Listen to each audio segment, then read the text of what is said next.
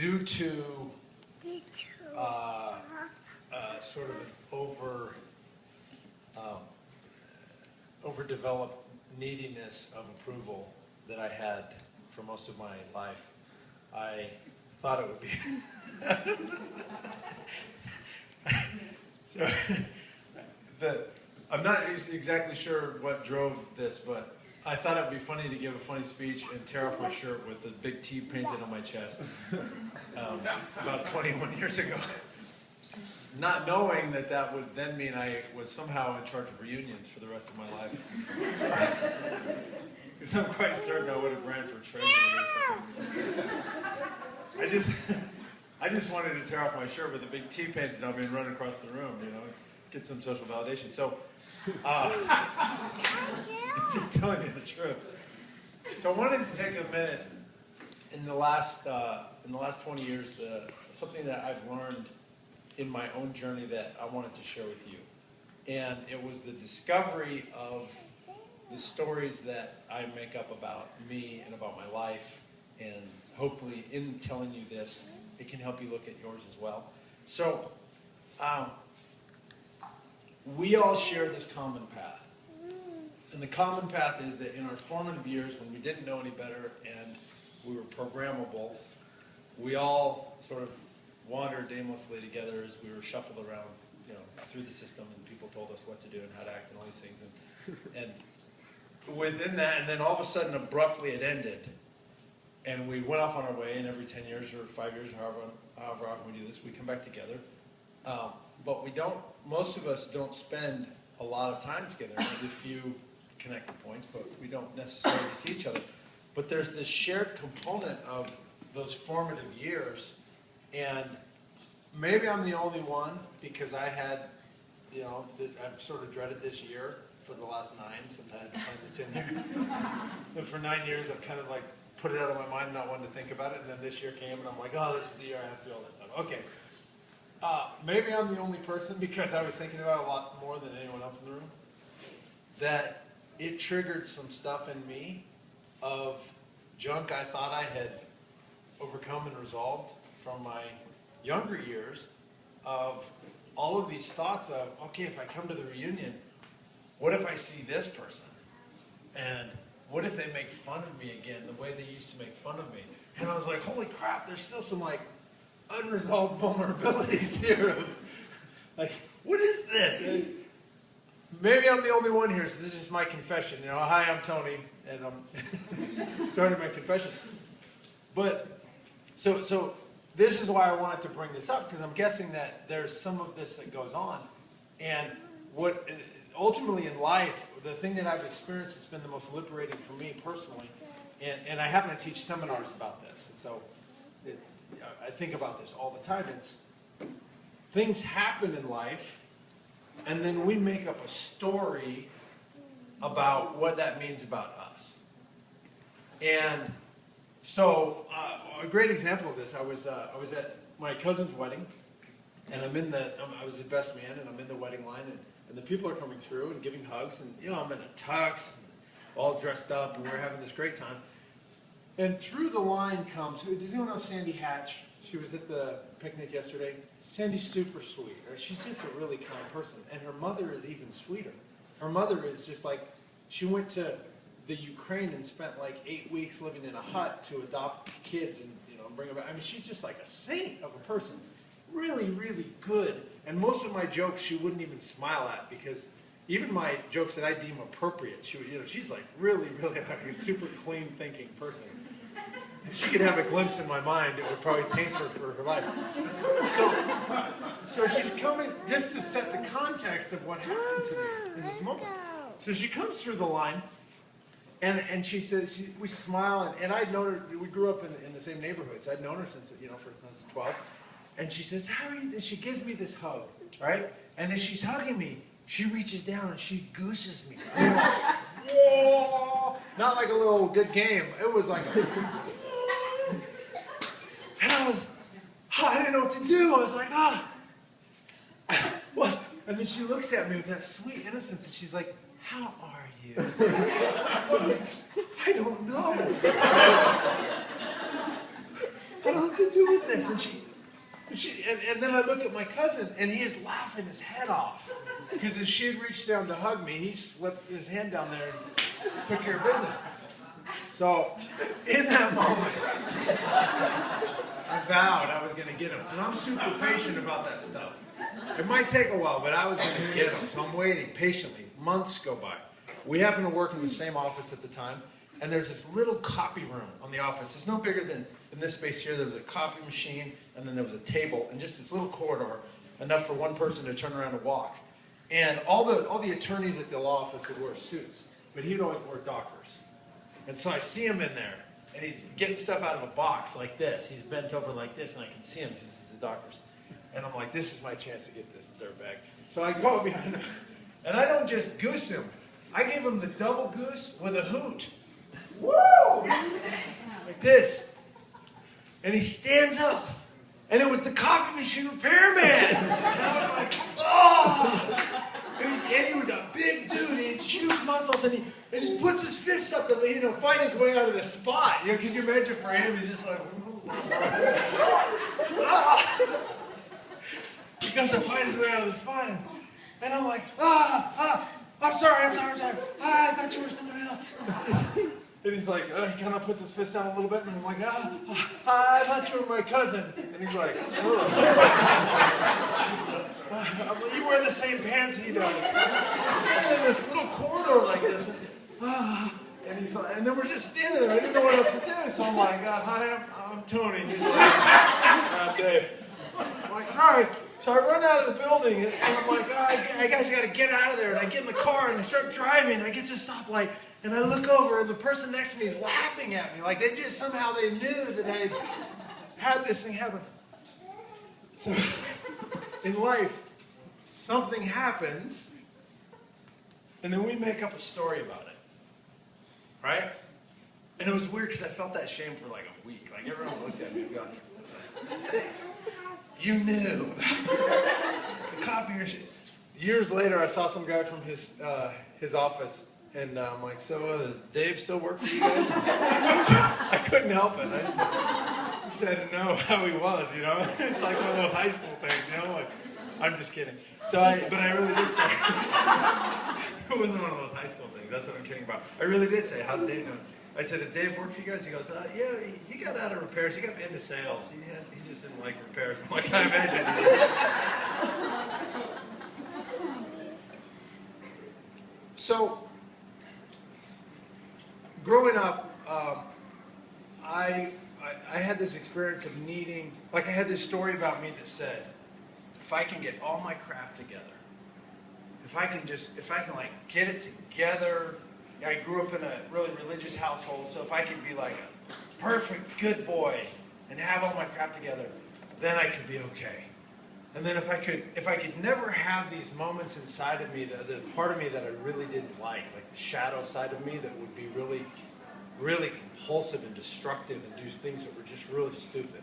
It didn't serve me at all. If I could totally eliminate the shadow that I couldn't eliminate, then I could be okay with me. And if I could just like make a whole bunch of money and have a house bigger than Jake's dad, then, right? Then I could be like okay with me. And physically, if I could be like an Olympic athlete, then I could be. It was like all these really ridiculous ideas. And the further along I got in life, my relationships had to be like a chick flick all the time. Just like really exciting.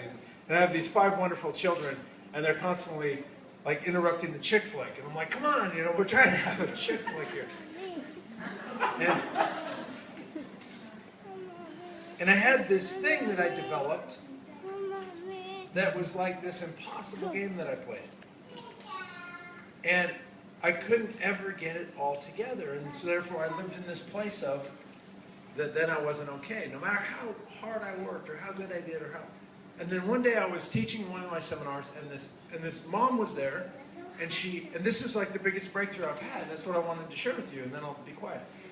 Not for long, but so she's sitting there and she says, she goes, I'm not okay with me. And I'm like, well, why? She says, because I don't always like being with my children. And I'm like, and? I gotta love my children. They're fantastic. And sometimes I just have to lock them out, right? They know. They know I love them.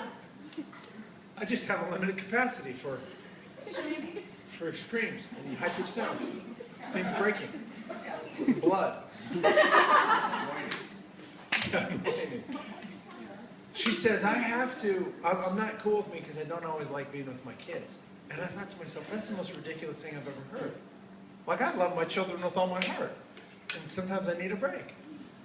And I thought, wow, that lady has this. And some other guy says, well, he has a business. And he says, yeah, I'm not good with me. And I said, well, why not? And he says, because my business doesn't always succeed. It's like, to be good with myself, my business has to always succeed. Now, I don't know if there's anybody in business in the room, but I've had probably 5 failed businesses for every successful business that I've had in the last 20 years. And you know, it's like this up and down reality of being a business. And I thought, how ridiculous that this guy has this story that he has to have this level of perfection in order to be okay with himself. And it forced me to then look at me and realize, man, I had it worse than anybody in the room. I had this crazy expectation for me. And I came down to this. This is a question that as I'm driving along through the desert, having this conversation with myself, I said, who made up this story? Because it doesn't exist outside of me. It only goes on in here. And life, this 20 years, I can't believe how fast it's gone by. Since we were all like hanging out in high school, feeling like dorks, and all of a sudden it's like 20 years later, I hang out with you guys, I feel like a dork again. It's awesome. But life goes by so fast, and I thought, why am I, like, who made up this story? Ultimately, I had to have made it up somewhere. Yeah, maybe something happened to me. Maybe I touched the copy machine repairman. You know, like, can't change what happened. But I asked myself this question, like,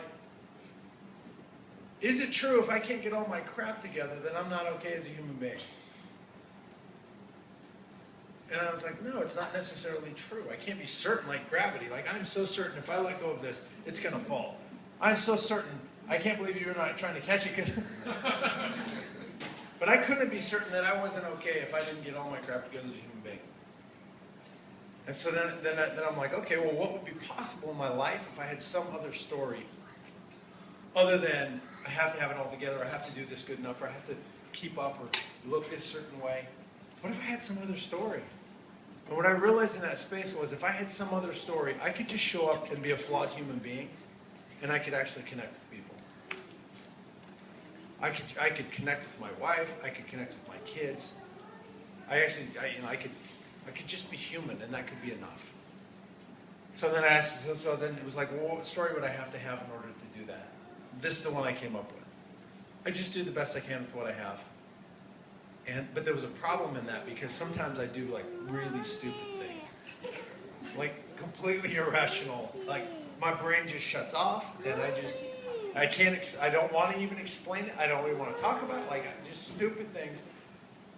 And some of those things took place at the Reef last night, but. And so I had to have this place for, what about those moments? So I said, okay, cool. I can do the best I can with what I have, and when I screw up, I learn from it. And I started to choose that as my story, because ultimately I chose the first one somewhere along the way. And one day I chose to choose the story that there's nothing wrong. I just do the best I can with what I have. And what it's caused me to look at, and I wanted to have this celebration of life, because my guess is, if the people on the list could have another opportunity, they'd show up and they'd live in a space of a game they could actually win. Ultimately, every one of us will be on that list at some point. I'll be like 90 years old up here trying to tell a story. When I used to have teeth, I felt like I could be good enough. Like, every one of us is going to get to the end of that, this life experience. So what I wanted to invite with you is to consider, what's your story that you have about you? And I thought about this one day. I'm like, how did this all happen? So it started with a picnic, right? You know what I'm talking about? kids are in the room.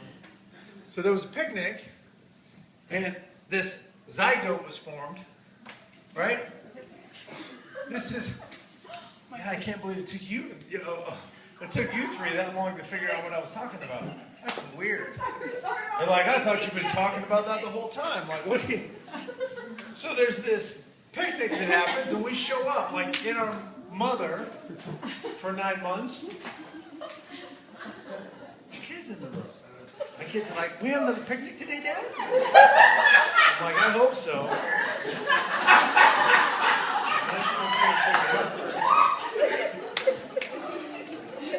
Hey, you should come to my seminar when my kids aren't here. It's some real fun. So we show up, like this is how we exist. We show up in somebody's stomach. It's actually not really the stomach, but it looks like the stomach. It's the uterus. I understand. I've been to this class before. And we form, like, and then all of a sudden we show up, right? And there we are, and somebody cares for us and keeps us alive until we can wander around. And then we just like, the insides don't necessarily grow up, but the outsides get a little older. And here we are, we're supposed to have it all together. But I considered this, I'm like, how do we place value on things in this world? Like a Picasso has value because it's rare, and it's one of a kind. And you think about the odds that went into you existing on planet Earth in this thing that you're in. Like, first of all, that picnic had to work out. But then there were 4 others. Do the math here. I did this mathematically one day until I got into the billions. It was like so staggering to think that for thousands and thousands and thousands and thousands of years, there were these perfectly timed events. And up 150 years ago, only half the people lived past the age of 5. And 25% of the women died during childbirth. Right, so the odds of that perfectly timed event happening, one after another after another after another, for like thousands of years, all culminating in, boom, this. And we're just like in it for this little bit of time. And then one day it stops working and then we smell, so they put us into the ground. Right? But I think that is a miracle worth celebrating. Being in this space and being alive and being able to express and being able to love and feel love and create. Especially if we have a story about us that it's okay. So my invitation is to take a moment and consider the story you have and see if there's a better one that might serve you better for this next 20 years. Because you're going to make it up. And my hope is that the story you make up allows you to really express who you are, who you want to be, and create in your world the things you want.